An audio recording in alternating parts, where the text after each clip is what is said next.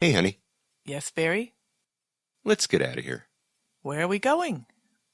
Where do we always go?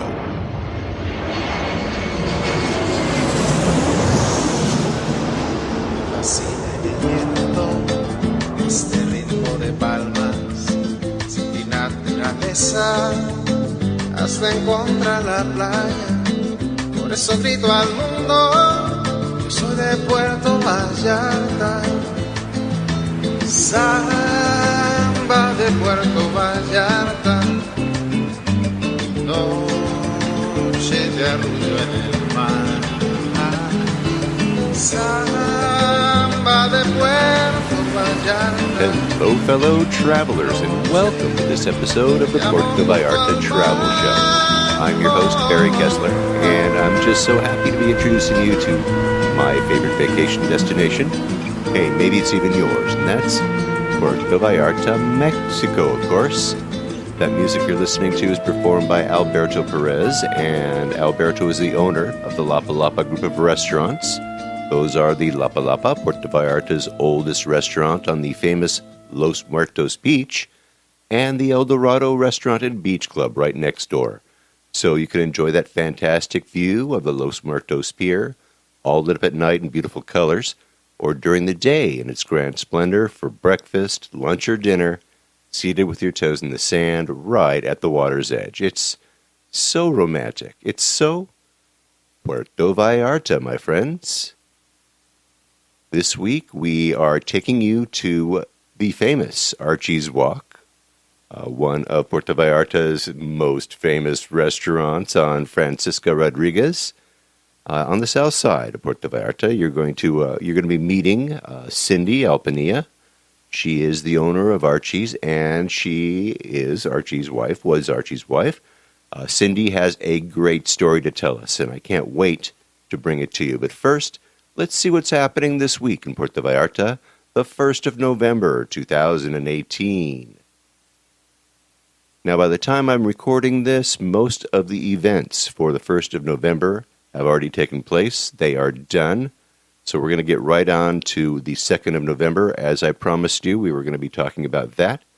There's going to be a free guided tour of the cemetery in the Cinco de Diciembre neighborhood.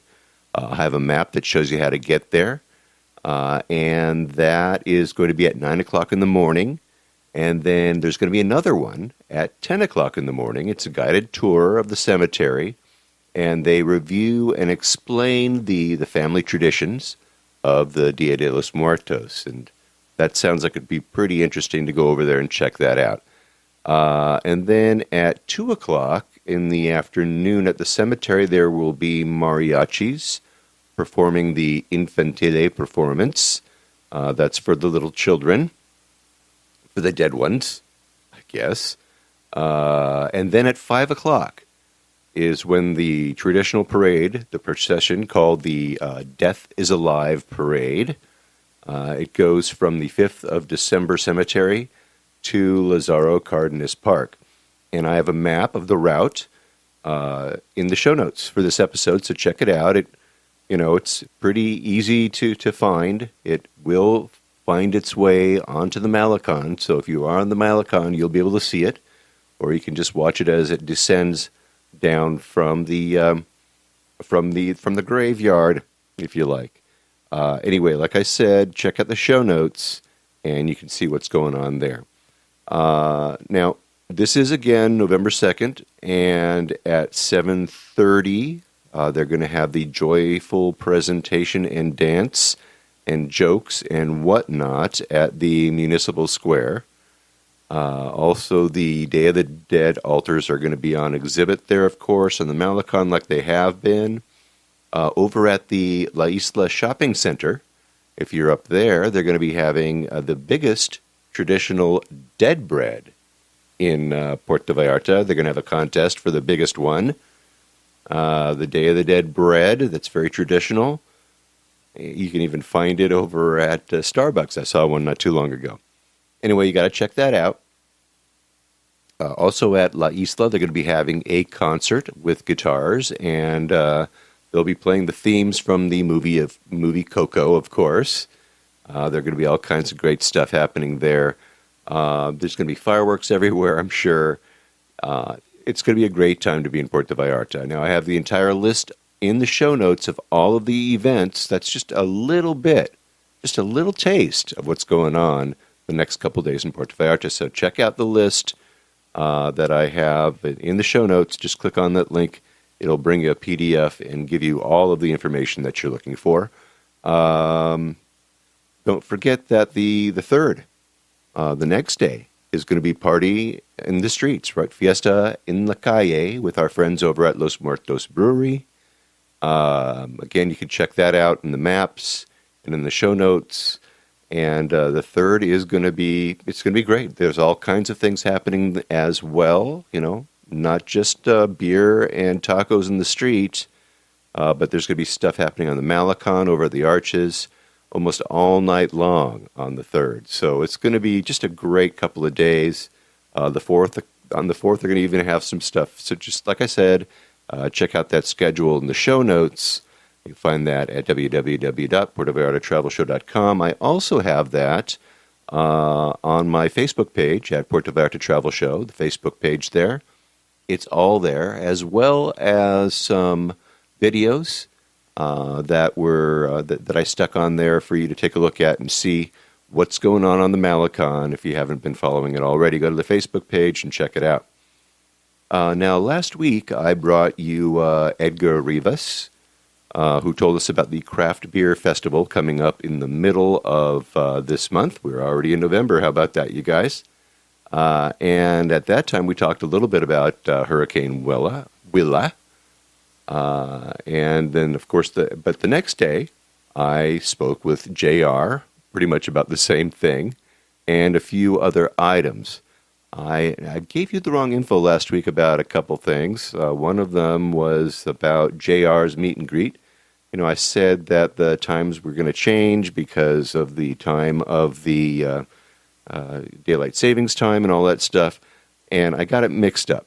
His meet and greets are going to move from 6:30 to 5:30 now that we're in standard time. We'll talk a little bit about that. You'll hear JR and I talk about that because, well, let's hear it right now from the man himself, JR in PV. JR, thanks for coming on today. Hi, Barry. Good to speak to you. You guys got a little scare. You guys had Hurricane Willa fly by the other day. On your side, how was that in town? Basically, it was a non-event. There was a lot of comments made and postings made by the officials who were basically, I think, covering their derriere, just in case.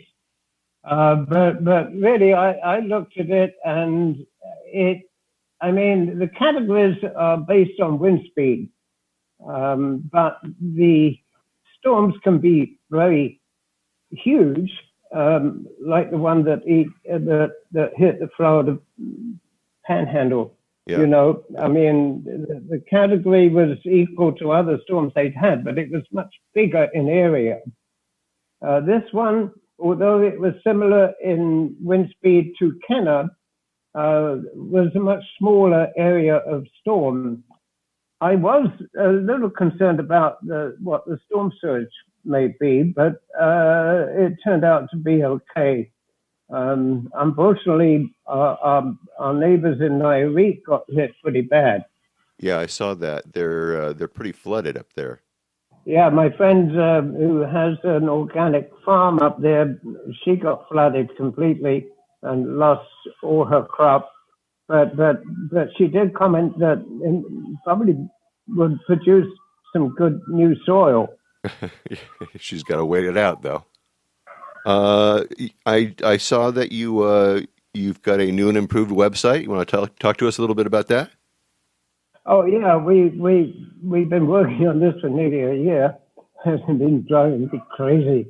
Anyhow, we went live, and I was gnashing my teeth and biting my nails, but everything has worked out okay. We had a few little glitches which we took care of, and I think it's a far superior site now. It's very simple to use. I think it looks, it's much prettier too. It's got great pictures and stuff like that. I like the fact that you have videos showing people the different tours, so they got a good idea of what to expect right there on the pages. It's really great.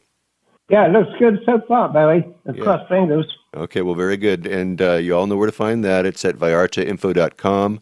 That's JR's website. We talk about that at the end of every show. And just remember JR when you're getting ready to book your tour in Puerto Vallarta. He'll help you out for sure. By the way, speaking of booking stuff, how's everything going with that little Airbnb you've got going next door? So far it's been sitting kind of quiet, but I understand that it's booked completely for the month of January. Okay, good. Well, keep that in mind, everybody. That is Casa Jazz.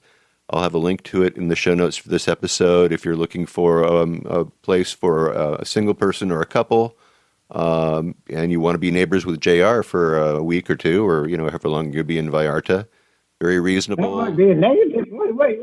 That might be a negative thing. Okay, good point. All right. Well, JR is usually pretty quiet. He's a good neighbor. I don't know what you're talking about, JR. Now look, speaking of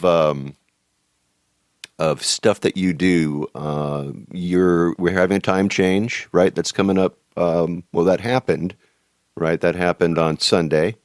So you're going to be changing your time for your meet and greet, right? Yes, the meet and greets will now be 5:30 because our clocks change on Sunday. We stayed on the usual change of summertime, or what do they call it? No, they call daylight it daylight savings. Daylight savings, right? While the U.S. changed. Did Canada change? I'm not sure. I'm not sure either. So now your meet and greets will be at 5:30, and they'll be that way until the time changes again, and you'll go back to 6:30. Exactly. And interestingly enough, the only tour that changes is Rhythms of the Night because they have it like the sunset event. Yeah. So that does have to change. Very, very good. Good to know you guys. Anything else happening that's exciting, interesting, something that we need to know about? Well, let's see. The Saturday morning market at Las Caletas starts on the 3rd of November. Uh-huh. The art walk started, I believe, this week. Everything's starting. Yes, I also understand the marina market is starting as well. Right, and the snowbirds are flocking in. Yeah, all the Canadians are coming on down. Yeah, you bet.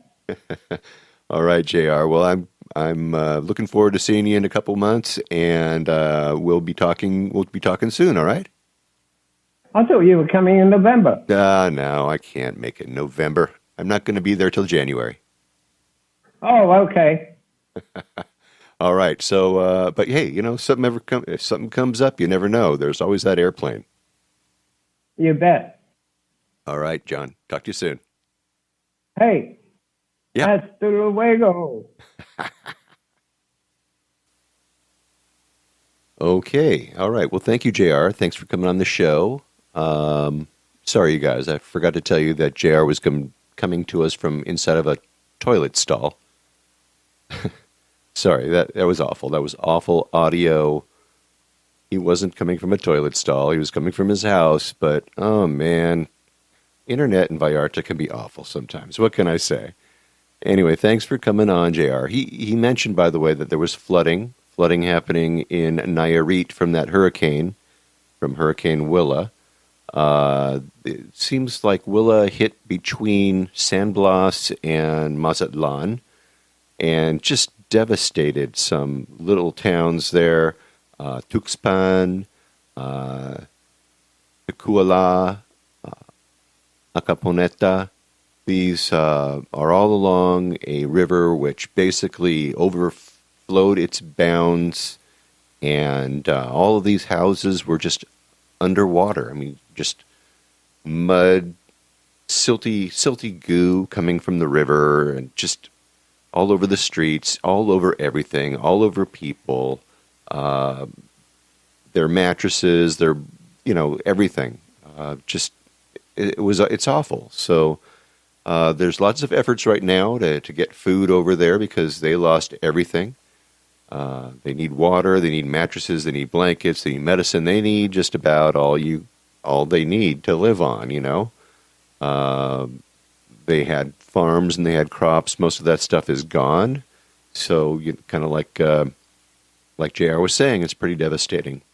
Anyway, I have some pictures. I have some links showing you what's going on there in the show notes. There's organizations that are sending supplies from Puerto Vallarta. So look around for those. And I will work to get those into the show notes a little bit later in the week. And I will post them to my Facebook page as well, so you can find all that over at the Puerto Vallarta Travel Show on Facebook. So give if you can, all right? Okay. I also talked with my buddy Alfonso up in Mazatlan, like I told you I was going to, and he said that they dodged a bullet and that things are actually fine in Mazatlan. So anyway, as JR said, all of the markets are beginning to open all around the bay, all of the farmers markets and stuff. So we'll be covering some of those in the months to come. It seems like everything's coming alive. We're getting into the season, and speaking of getting into the high season, the tours at Corazon de Niña are getting started as well.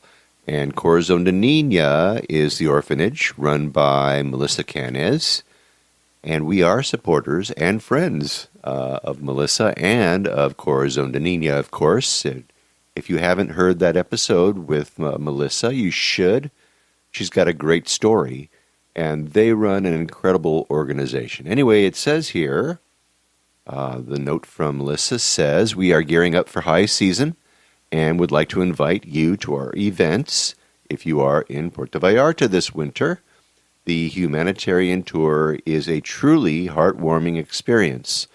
For a donation of 250 pesos, you guys, that's about, what is that? About $12, about $12.50. Will receive a lovely breakfast, a tour of the home, and an opportunity to interact with the children. Please note that we have changed the start time to 9:30 in the morning, and thank you for your continued support of Corazon de Niña and our children. We hope to see you when you are in Puerto Vallarta. So I have a map and all the information that you need in the show notes for this episode of the Puerto Vallarta Travel Show. So get on over there to Corazon de Niña for their humanitarian tours. Check it out when you're in Vallarta. I noticed also that the bus fares are increasing today, November 2nd.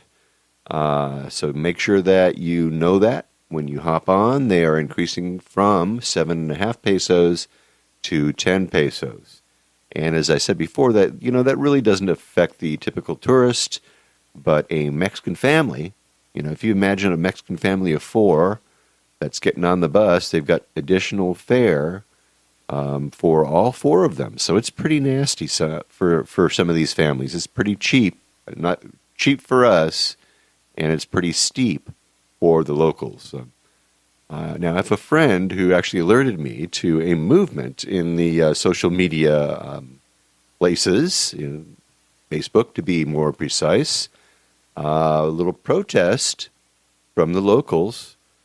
They are protesting the fare until the buses are all updated and that they have air conditioning. Here is a post from their Facebook page. It reads, "Together we will achieve true changes. People united." In a press release, they said at the end of November, all of the units will have air conditioning and the old ones will be renewed. Therefore, until that happens, we will continue to pay the normal rate. Do it in a respectful way, record if necessary, respect the special places, and above all, keep the units clean.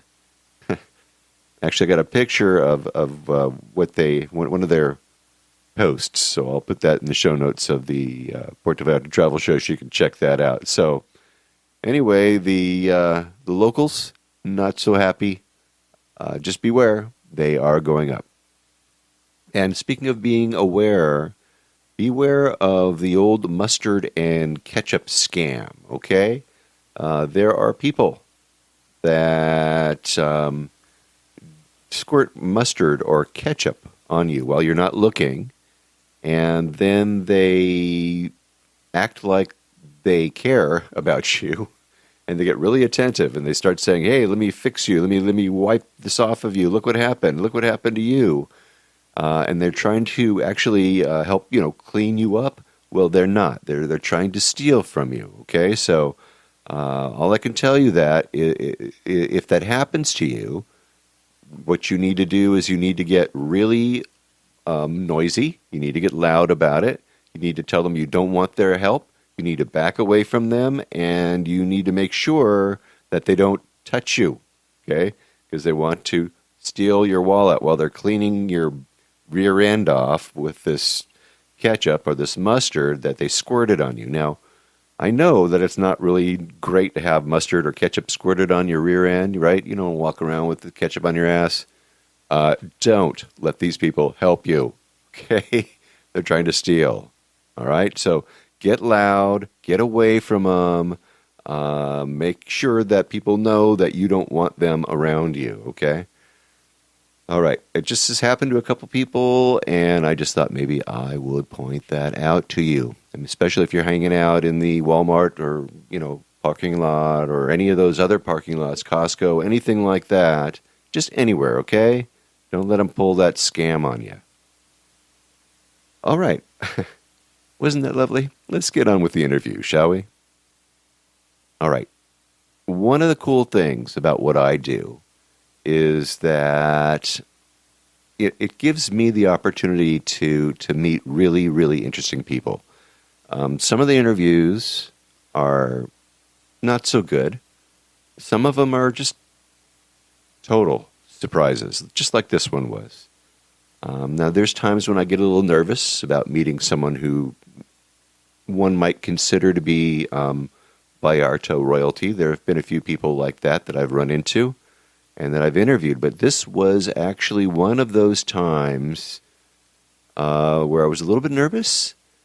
I wasn't sure if I was going to get the interview, but JR, he said to me, look, I spoke with her daughter, and they know that you're coming to interview their mom, so they're expecting you, so go on over there. And so I stopped in one afternoon to set up an appointment, and I was introduced to Cindy Alpinilla. And what a lovely, lovely woman that she is. She listened to my pitch. I told her what I do, and she very generously agreed to an interview, which we arranged for a couple days later. And I arrived about 3 o'clock in the afternoon a couple days later and set up my microphones on a beautifully set table with linen tablecloths and cloth napkins and fine stemware, and it was just lovely. And I was in the main dining area, and the waiters and the busboys were busily preparing for the dinner crowd. It was cool, and it was air conditioned, and it was a real pleasant break from the October heat.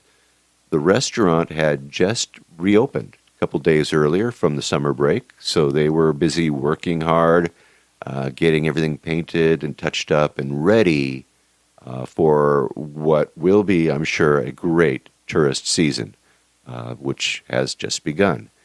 Now, Archie's Walk has been a favorite of many of my guests. Many of them have told stories about Archie being the personal chef to the famous director John Huston, director of the movie that made Puerto Vallarta famous, The Night of the Iguana.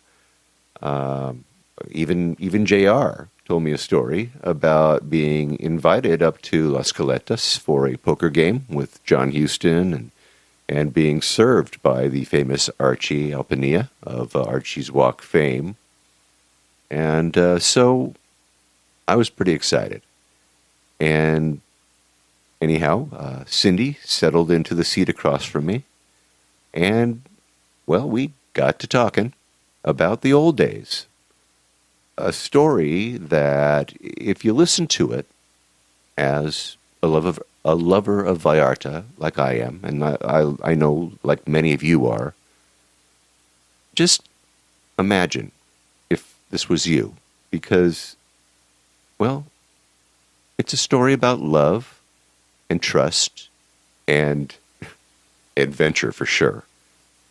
Let's go right now and let's get over to Francisca Rodriguez, number 130. Just an eye shot of the Los Muertos Pier. And let's meet Cindy Alpinilla, owner at Archie's Walk, Puerto Vallarta. Cindy, thank you so much for inviting me to Archie's Walk. It's a pleasure to have you here, Barry. I know this is going to be a long answer because I kind of know your story. What was your path that led you here to Puerto Vallarta? Well, you know, Archie, my husband, was a chef in Santa Barbara, California, at a wonderful place called the San Ysidro Ranch, which is a resort in Montecito, just south of Santa Barbara. And at one point in time, he was Filipino, liked tropical weather, liked Asian, had grown up doing Asian cuisine, although he did international cuisine at the San Ysidro Ranch. Yeah. And he made a decision one day, and he said, I just quit my job. He gave notice, a couple weeks' notice, but he said, let's make a change in our life. Wow. And I gulped, said, well, okay, what shall we do? And we sort of came to a mutual decision to sell our home, buy a Dodge van, and travel. Wow. And of course, now, what year was this, Cindy? This was 1976. 76. Okay. Yes. Yeah. All right. And you know, Mexico beckoned in those days. Especially, you know, the whole era was one of adventure and sort of letting loose and not following the established paths in life. And so we did that. We bought our Dodge van. We had two small children at the time, 7 and 3 years old, and headed south. And we thought we might end up in Panama or somewhere in South America. We had no idea, really.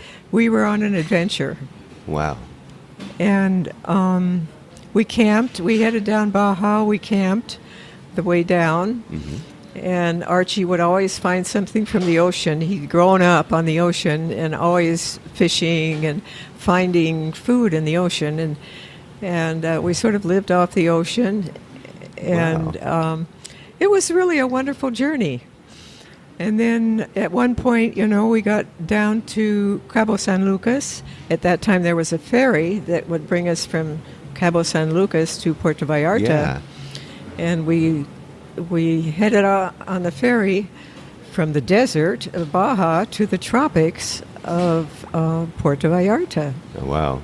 Yeah. What a stark difference from the two geographic areas. Quite different, yes. Into the steam heat. This was in July. We landed here. Oh my gosh! It being the rainy season, we had never really experienced a tropical rainy season, and all of a sudden our Dodge van felt quite small, and there was a lot of lightning, thunder, heavy rainstorms every day in those years. Yeah. And we thought, well, maybe we should just hang out here and not be on the road with our two small children in our Dodge van in mid-July. Oh, wow. And so we decided to just hold over for the rainy season. Mm-hmm. And we had previously been to this small village called Qumixto on a trip once before, and decided to head there and see what we could find to stay in. You went to a kind of a deserted place back then, I'm sure, yes? Not totally deserted. There were about a dozen Mexican families who lived there. Okay. And we were the only foreigners. Yeah. And which quickly led to a lot of practice in speaking Spanish. Excellent. Archie knew some Spanish, but it was the kind of words that you really shouldn't use too often. It's the restaurant Spanish, right?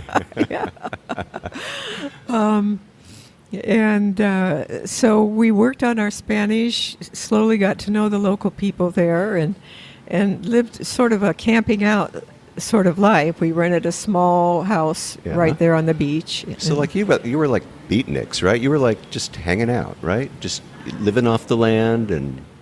Yeah, really? I don't know what the label might be. I don't know, maybe beatnik is not right, but you know what I mean. I mean, you were just wandering people. Right, Oh, right. neat. Yeah.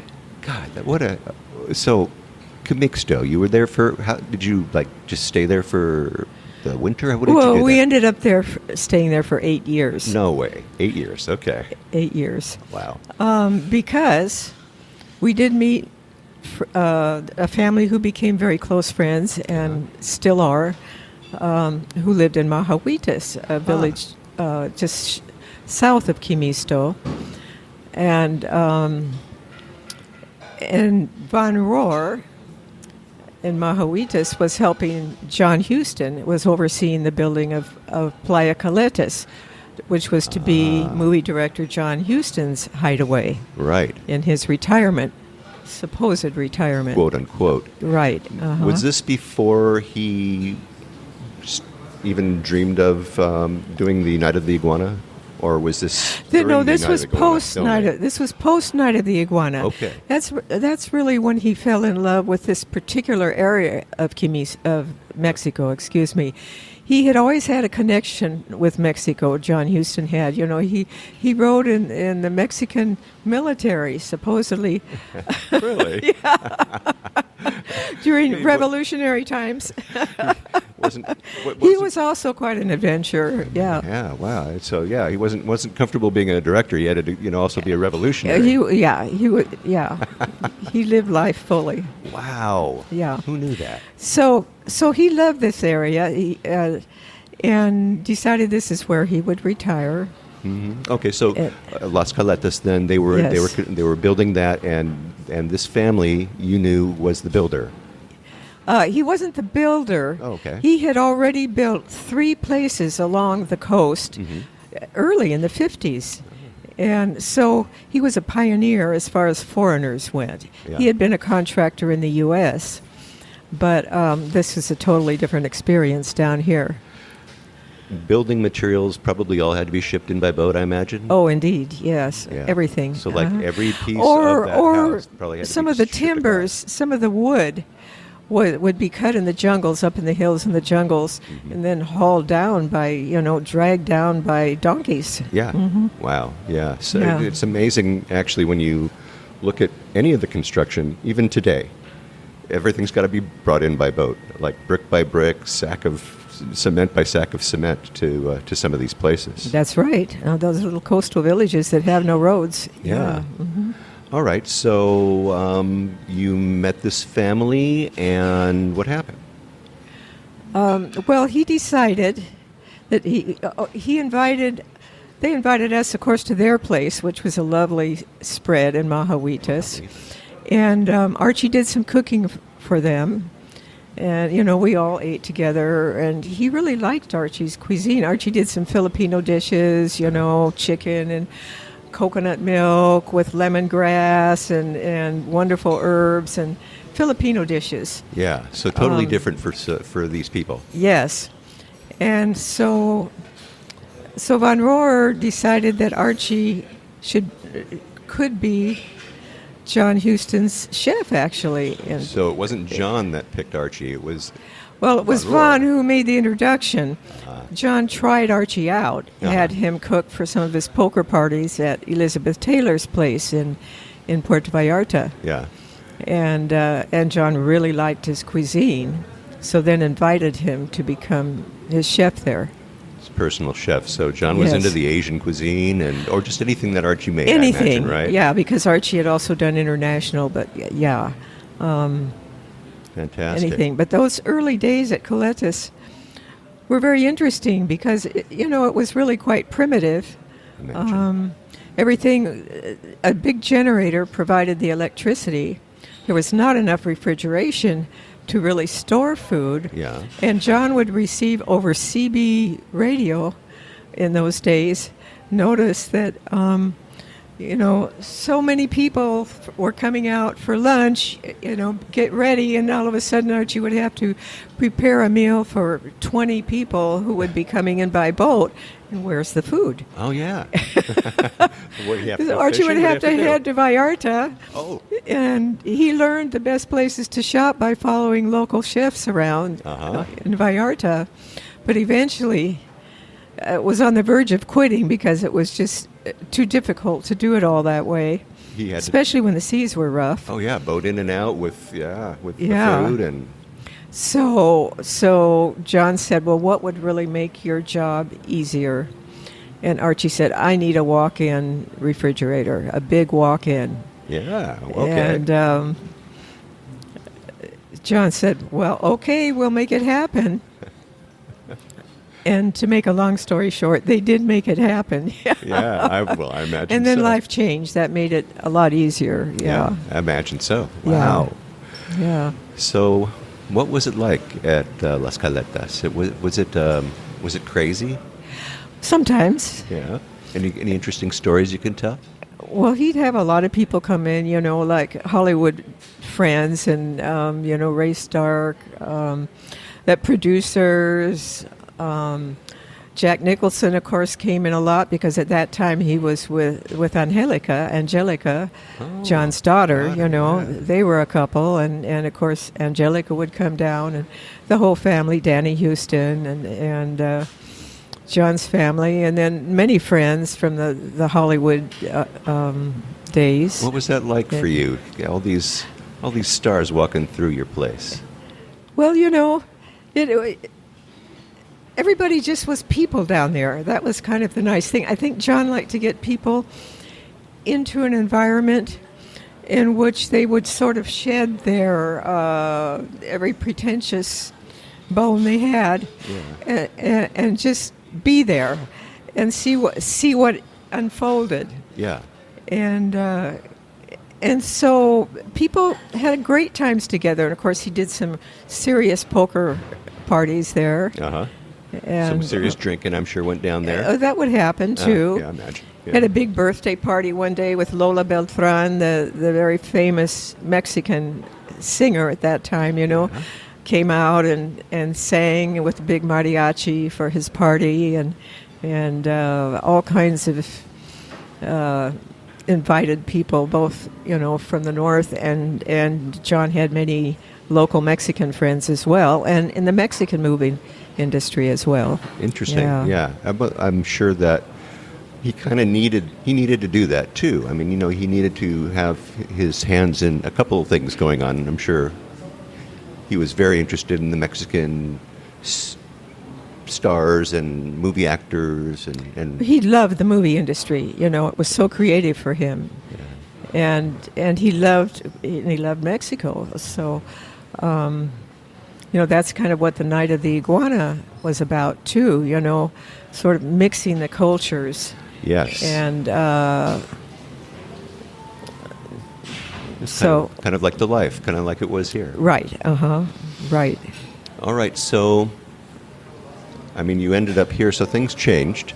John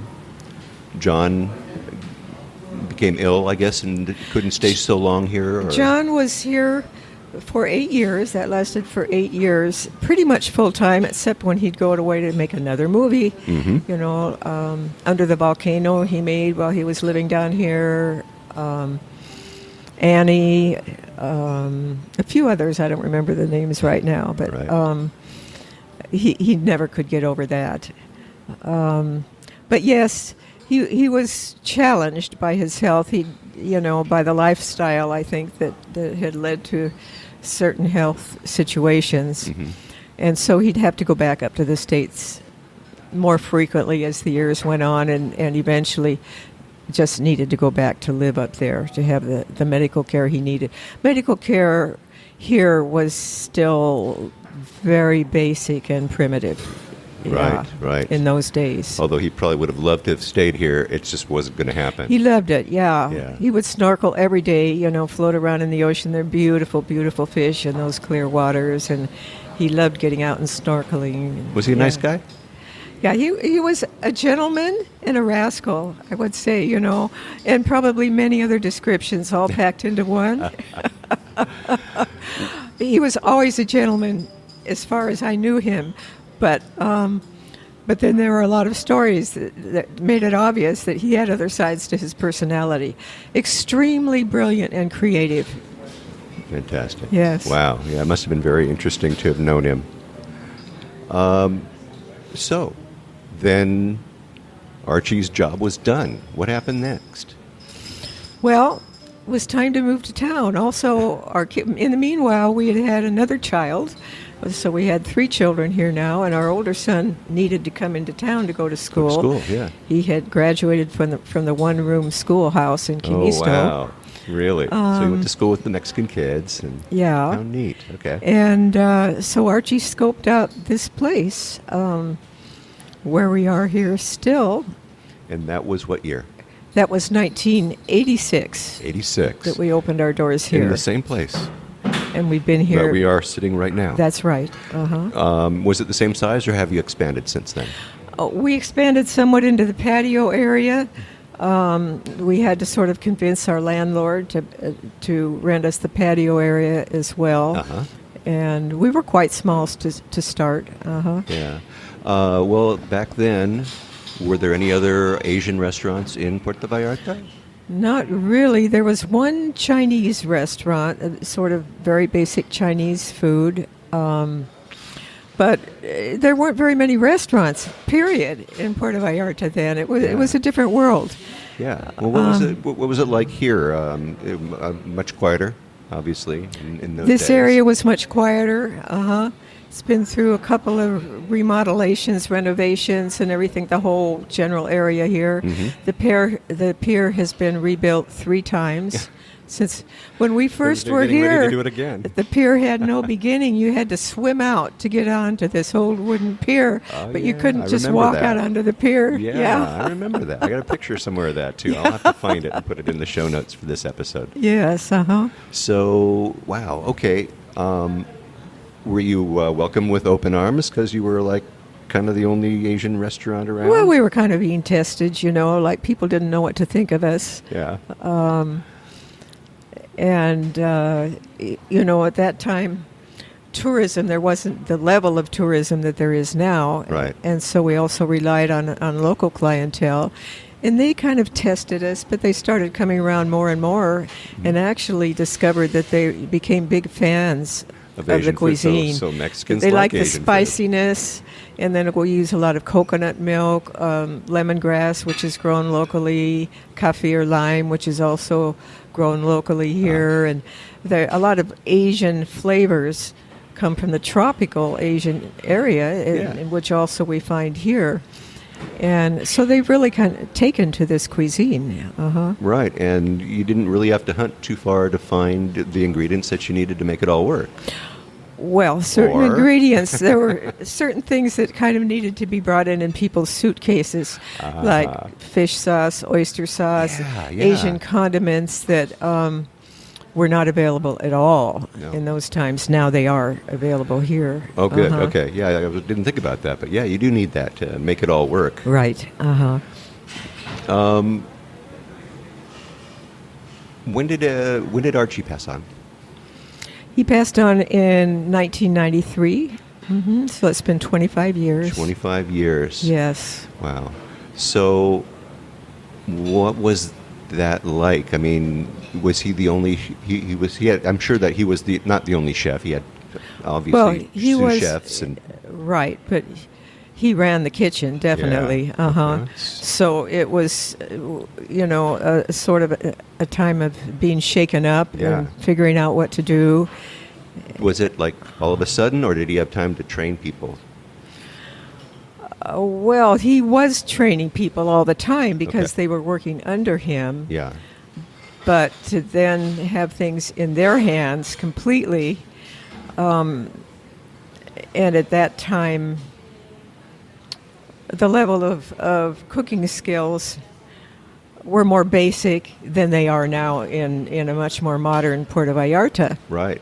But these guys did a great job. Yeah. They stepped up and they took it on. Did it, Wow. And so you were able to basically just keep it going, yes? Yeah, we kept it going. Actually, a man came in for a while who was from Hawaii, who'd cooked some Asian cuisine in Hawaii a lot, and he helped keep things going. And we had to just sort of figure it out step by step as we went, because a lot of people told me afterwards, they thought, oh, well, that's the end of Archie's walk. Right. Cindy will never do this without Archie. But, there were my daughter, my younger son, we just all pulled together, and our amazing staff, some of whom were there then and are still here. Still here today. Still here today. So this is a family operation, right? I see your son I met your son. I met your daughter earlier. They're helping running this place, huh? Absolutely. Yeah. We all do it together. Either one of them work the kitchen, or are they mostly on the floor? Sergio ran the kitchen for several years, my son, after he came back from university. Actually, he was in university in San Diego for a while, but then he just called me one day and he said, Mom, I'm coming back to the family restaurant. I said, okay, son. Yes. And he, meanwhile, had cooked in an Italian restaurant while he was in school up there. And learned a lot just about basic techniques and the equipment required as we grew, just to get the kitchen equipped right. Right. I didn't know all that. Yeah. And so then he was back, and he ran the kitchen for quite a few years. And your daughter, she works the floor. What does she do? That's right. She runs the floor. Okay. Very good. Fantastic. And I was on the floor for 17 years, but now I'm more in the administrative end of the business. Yeah. Well, good. There's a good. You're spreading around all of the chores. Right. Yeah. It's always interesting. The family dynamic is always interesting too. Oh, believe me, I know. I worked for my dad for 36 years. I know all about that. Oh, that's a long time. I know all about that family dynamic. Yes, I do.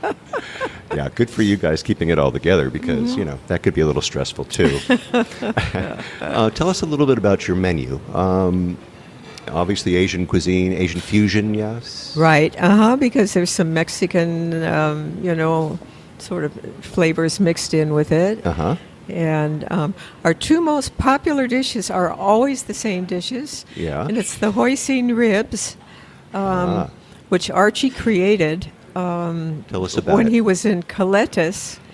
It was one of John Huston's favorite, although he was not supposed to eat pork. He would request those ribs of Archie every so often, So they taste. They've got the hoisin sauce on it. Right, but he invented his own sauce, which is not too sweet, kind of savory, really nice, wonderful flavored sauce, and the technique of cooking the ribs keeps them really nice and juicy and not hard and chewy. And right. They're really yummy. Yeah. And those just sort of win. Time after time, people come back and back for the ribs. And the other one that people come back for all the time is the spicy fried noodles, Thai-style noodles. We make our own red curry paste, Thai red curry paste, out of many, many, many ingredients. We make that fresh here.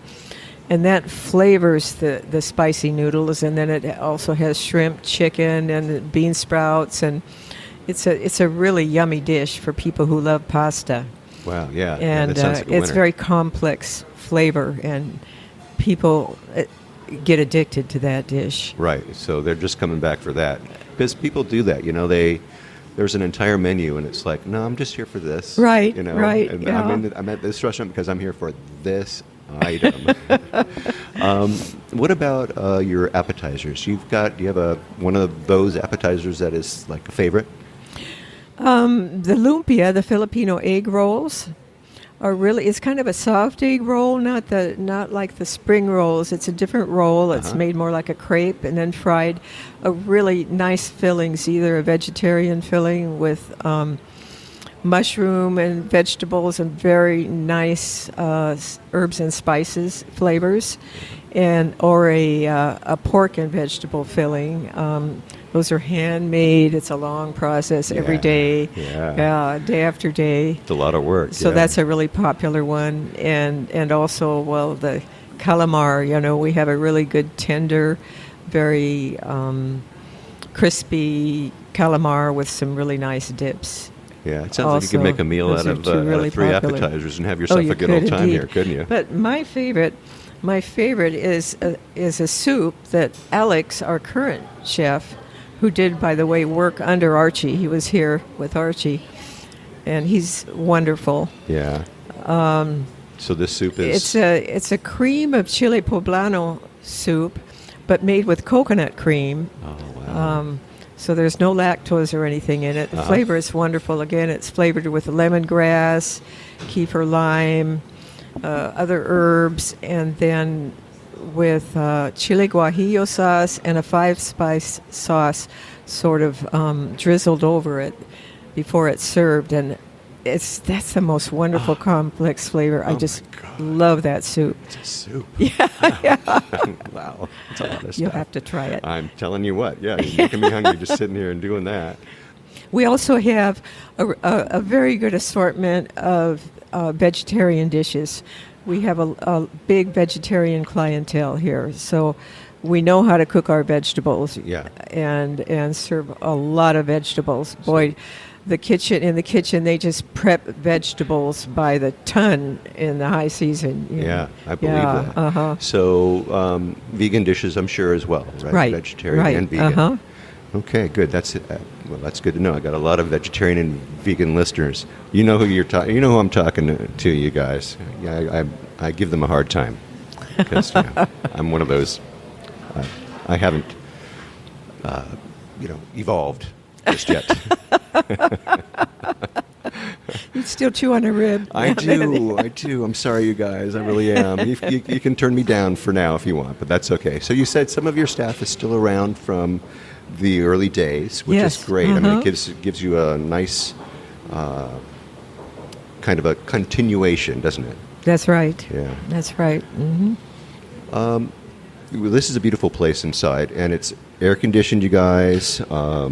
And the tables are beautifully covered with tablecloths. I'll have pictures of it, and I'll also have a picture here of Cindy too, if she lets me take her picture. And you can check those all out in the show notes of the episode that we're talking about right now at www.puertovallartatravelshow.com. Let's walk outside of Archie's and let's go out into Puerto Vallarta. If you were going to have a breakfast and it wasn't at your house, where would you have breakfast here? I'd go to Coco's Kitchen. You do? Coco is my good friend, and I think she just makes a knockout breakfast. Like the chile relleno omelet is one of my favorites, or her Greek omelet. She has wonderful breakfast dishes. I think they're pretty unique and special. A lot of them. And the location and the spot is just so lovely and garden-like. It is. Just very, very relaxing area. Yes. Uh-huh. That's a great tip. What about lunch if you're not eating lunch here? Oh my gosh! I only eat lunch at Archie's Walk. I have Okay, to then think don't about that. even think about it. Then you can stop there. Daiquiri Dick's has a nice lunch. Yeah.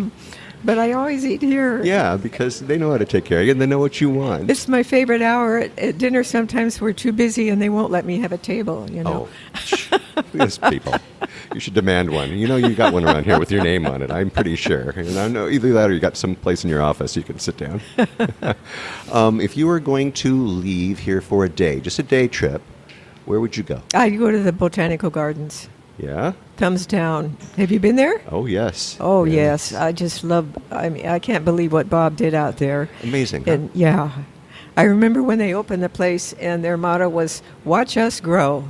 And boy, we've watched them grow. You know, he's like a locomotive. He just keeps charging along with brilliant ideas, and he's incredibly creative and visionary. I was just talking with someone who writes in a paper, and she said that when Bob was getting started over there, that he had so much trouble with the neighbors because they thought that he was kind of ruining or destroying the area.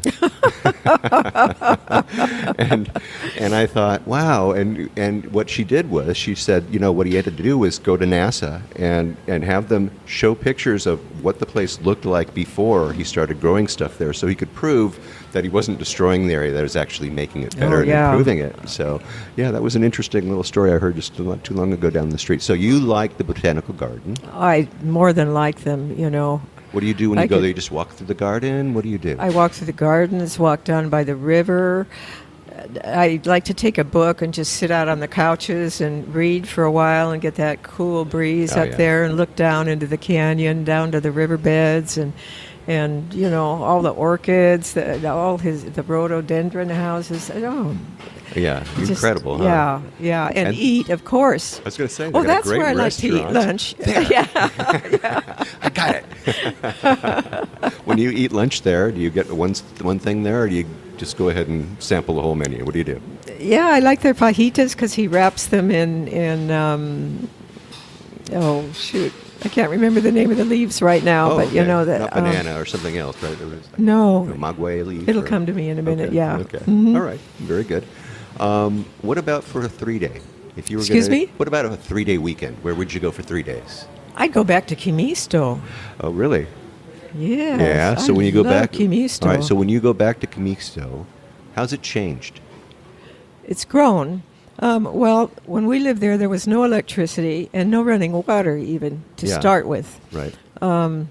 During the years we lived there, finally there was running water, but never electricity. Mm-hmm. Now they have both, and so it's more comfortable for families. And when we lived there, each of those dozen families had about 10 children. All right, so it wasn't a deserted area. We only had 2 to begin with. We finally had a third there, Yeah, but they kind of we thought could be maybe we Mexican, didn't so know we're how to do gonna that. have Yeah. There you go. So of those 10 children, some stayed, and then they built houses, and you know that the place has grown and multiplied, but it's still a small village, Right. Relatively speaking. And when you stay there, where do you stay? They got bungalows. What do they have there to stay at? Well, we're fortunate enough to still have a house to stay in there. Okay, all right. Yes, but there really are not many bungalows to rent. There are a couple of bungalows that are rented out there. Okay. Yeah. Yeah. It would be I'll bet you it'd be beautiful to stay out there at night. Probably the stars are crazy, aren't they? Oh, you can see the stars, especially in the wintertime, yeah. Right. Uh-huh. Oh, yeah. wow. That must be something. And the moonrise over the water, yeah. Spectacular. But, you know, if we didn't have Qumixto, we'd probably go to Yelapa. Okay. Yeah. And Yelapa the Hotel is... Lagunita. Uh-huh. Okay. That's where Archie and I honeymooned. Really? 1976. Hotel La Bonita. Excuse me. No. That was 1966 that we 66. honeymooned at the Lagunita. Yeah. Lagunita? Yeah. Okay. Mhm. Wow. And it's still there? Still there. Yeah. And it's still okay? It's still fresh? Yes. They made it look okay? Oh, yeah. It hasn't fallen into the sea? You know, the little cabañas. Uh-huh. Wow. Yeah. All right. Palapas. And that's Las Animas. No. Oh, I'm sorry. Yelapa. Yelapa. Thank you. If you had advice for a first-time visitor to Puerto Vallarta, what would it be other than just to come to Archie's Walk, of course? of course, come to Archie's Walk. Yeah. And go to those places that we just mentioned, like the botanical gardens, and get to know the people, walk the streets. I don't know where, they'd be staying, but if you're in an all-inclusive, don't just stay there, because Puerto Vallarta is such a friendly town, or I guess now we have to call it a city. I guess so. But there are so many really nice people here. So just get out. And that's one of the wonderful things about this town is the street life, Yeah. And pick up some shows at Act 2 or at the Palm or Encanto or the Boutique Theater, some of the wonderful theater things that happen in the high season, especially in the wintertime. Mm-hmm. Get in a boat. Wherever you go, just get in a boat sometime and get out on the water and look at the land, back at the land from the water, and look down at the fish, and there's nothing like the water here. Yeah. Get on the bay. Yeah, get on the bay. Wow. It's so beautiful. Yeah, it is. It's why I love it here. You don't necessarily, like any tourist town, don't wear your gold and your diamonds and everything, because this is a tourist town. Yeah. And it's a town where you don't need to do that sort of thing, and it just tempts whoever might be out there looking for that sort of thing. Not that happens a lot, but that's just general common sense. Dress down. Yeah. Yeah. I do that, and I take that advice, and I think everybody should take that advice. Actually, I was at a restaurant the other night, speaking of that, and there were a family sitting around the table. They asked me where the Malecon was, and I said, it's just a couple blocks. You just follow Avenue Mexico all the way, and then keep walking, and you'll be on the Malecon. And they said, is it safe? And I looked up and down the table, and the ladies were dripping with diamonds. I said, I'll tell you what, take your diamonds off, put them in your purse, and then, you'll be safe. Mm-hmm. Leave them at home. That's what I told them. Yeah. So that's very, very good advice.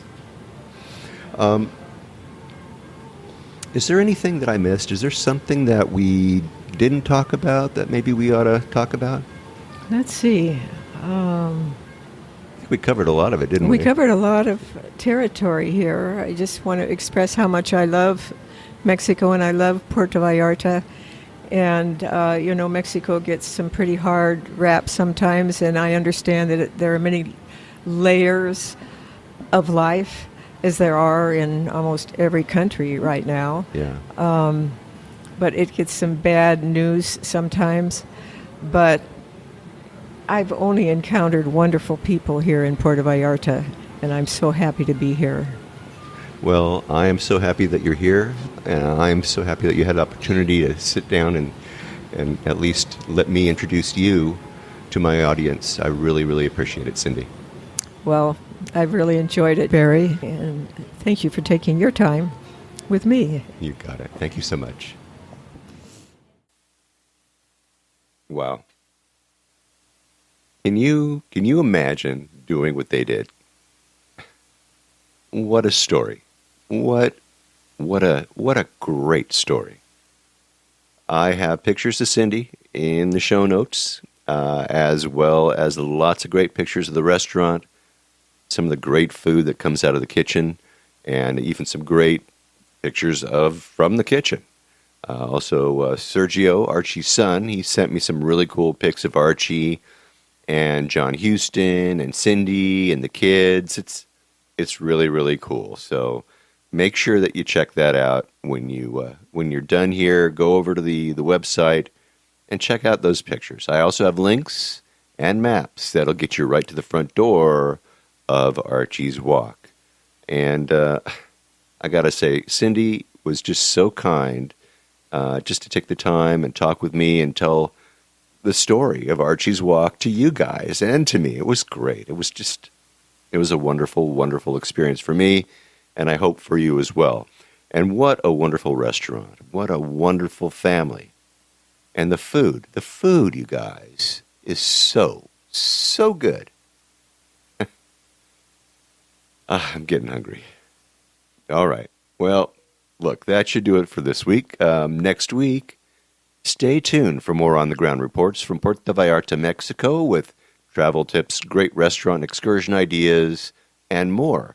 But until then, remember that this is an interactive show where I depend on your questions and your suggestions about all things Puerto Vallarta. If you think of something that I should be talking about, well, please reach out to me by clicking on the Contact Us tab and sending us your message. And remember, if you're considering booking any type of tour while you're in Puerto Vallarta, you must go to vallartainfo.com, that's JR's website, and reserve your tour right through him, right from his website. Remember, it's a value-for-value proposition, my friends. His experience and on-the-ground knowledge of everything Puerto Vallarta in exchange for your making a purchase of a tour that you would do anyway. You're just doing it through him as a way of saying thank you. Thanks, JR, for being our guide. It costs no more than if you were going to use someone else, so just do it, really. And when you do take one of those tours, email me about your experiences. Maybe you can come on board and share with others what you liked or didn't like about the tour. Again, contact me by clicking on the Contact Us tab and sending off a message. And don't forget, JR has his maps, his DIY tours, his revitalized happy hour board, and more. And I have links to all of those in the show notes of this episode and really just about everywhere all over my website. Once again, if you like this podcast, please take the time and subscribe and give me a good review on iTunes if you would. That way we can get the word out to more and more people about the magic of this place, Puerto Vallarta, Mexico. And remember, I've made it easy for you to do just that with each episode I create. But if you haven't been to my website, you really need to have a look there. I have links to the places that we talk about. I have pictures, interesting things all over the place, right there in the blog posts and in the show notes for each episode of the show. So check them out, really, for sure, if you haven't already, all right? All right. And thank you, Cindy Alpinilla. Thanks for sharing your story with all of us. Man, I can only imagine what Qumixto must have looked like back then. And then just hobnobbing with the stars and, oh, wow, so cool, Cindy. And look, when you're in Puerto Vallarta, I want you all to get over to Archie's, see what I'm talking about. And make sure you see the pictures in my show notes for sure, okay? All right. Thanks to all of you for listening all the way through this episode of the Puerto Vallarta Travel Show.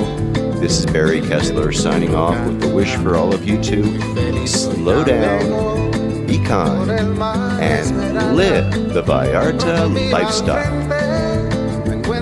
Nos vemos, amigos.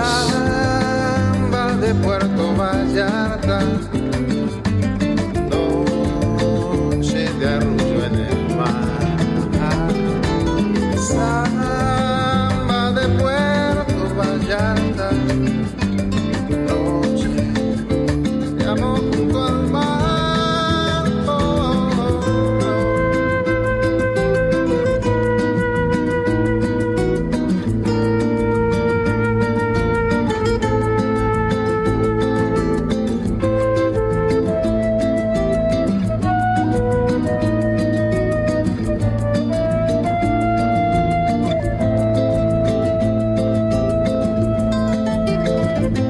Solo camino eterno por la playa, me encuentro junto al río cuando todo está en calma. Pronto cae la noche, me brillas Puerto Vallarta.